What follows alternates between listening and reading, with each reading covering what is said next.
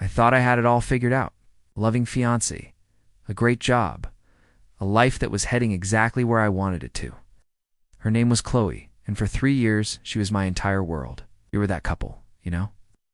The one that makes other people roll their eyes because we were just so perfectly in sync. We were planning our wedding, looking at houses, talking about names for our future kids.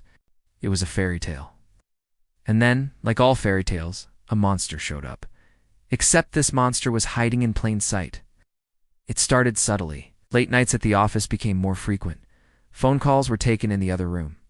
Her phone, which used to be left lying around, was suddenly always face down or in her pocket. When I asked about it, she'd just laugh it off. Work is so stressful, she'd say, or it's just my mom. I wanted to believe her. I loved her, and trust is the foundation of love. Right? So I brushed my doubts aside, told myself I was being paranoid, insecure. I was the problem, not her. But the gut feeling wouldn't go away. It was this little knot in my stomach that tightened every time she came home late, smelling faintly of a cologne that was unmine. Night I couldn't sleep. She was supposedly at a work dinner. It was almost 1 a.m. I tried calling her and it went straight to voicemail. That knot in my stomach turned into a full-blown panic. I knew something was wrong. So, I did something I'm not proud of. Something I swore I'd never do. I logged into our shared phone account online, and there it was. The call logs and text records painted a picture so ugly, it felt like a nightmare. Hundreds of calls and texts, not to a coworker, but to a number I didn't recognize. And the times were damningly nights, weekends, even on a day she'd told me she was visiting her sick aunt. My world just shattered. The floor fell out from under me. I felt numb. Then came the heat of pure, unadulterated rage. But I didn't confront her, not yet. Crying, shouting, breaking things. That wouldn't fix the gaping hole she had just blown through my life. No, I needed something more. I needed a plan. The number belonged to a guy named Mark. A quick social media search revealed everything. He was a friend from the gym, a friend she was meeting for coffee, for lunch, for much, much more. The pictures of them together, tagged by mutual acquaintances, were like little daggers. They weren't even trying to hide it. They just assumed I was too stupid or too in love to notice, and that was the ultimate insult. They thought I was a fool. So I decided to play the part. For the next 2 months, I became the best fiancé in the world. I was more attentive, more loving, more supportive than ever.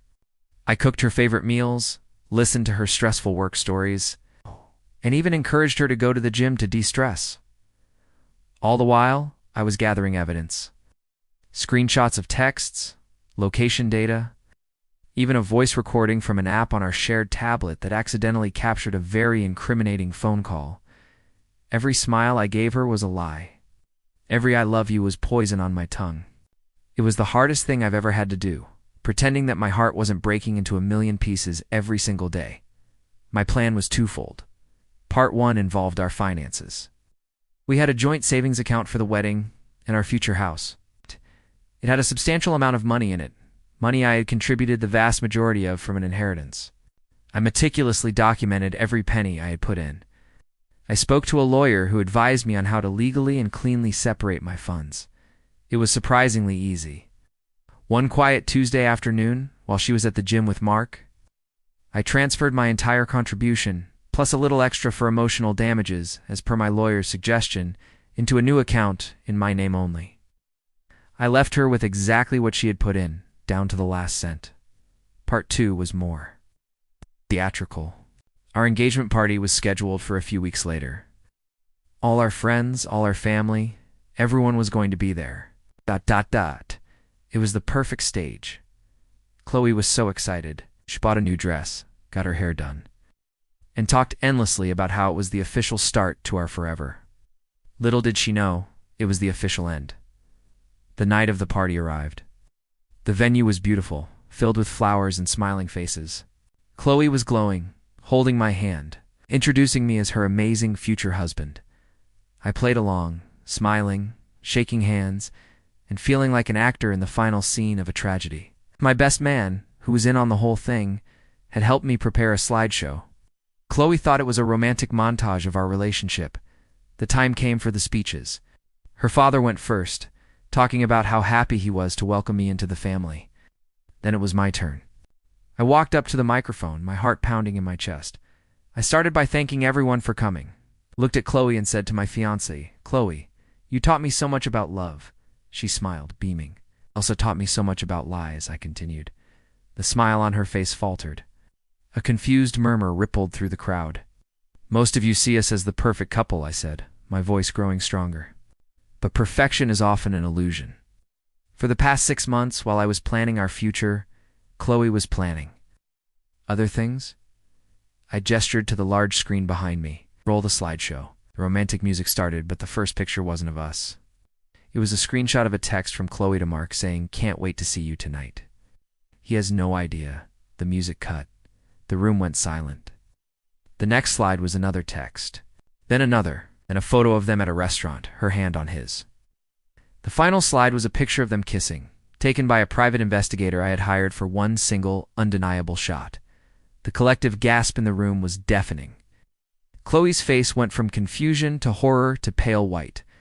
Her father looked like he was about to have a heart attack. I looked directly at her. "Man's name is Mark," I announced to the room. And as it turns out, Chloe has been contributing a lot more than just money to their personal training sessions. I paused, letting the weight of it all sink in. "So, the wedding's off? And Chloe, the joint account for the house?" "I've already taken care of it. You'll find your share is all that's left." I believe it's enough for a gym membership. I put the microphone down. I didn't shout. I didn't cry. I just looked at her one last time, seeing not the woman I loved, but a stranger. Then I turned and walked out of that room, leaving the wreckage of her lies behind me for everyone to see. The silence was broken by her mother starting to sob. It was the most liberating walk of my life. I know, some people might say revenge is petty. They might say I should have just walked away quietly. But she didn't just break my heart. She humiliated me. She and Mark laughed at my trust, my love, my devotion. They thought I was a fool. My revenge wasn't about hurting her. It was about reclaiming my dignity. It was about showing her and everyone else that I was not a man to be played with. I didn't destroy her life. She did that all on her own. I just turned on the lights so everyone could see the mess she made. And you know what? It was the perfect beginning to my new, much better life. Thanks for listening. Don't forget to like and subscribe for more stories.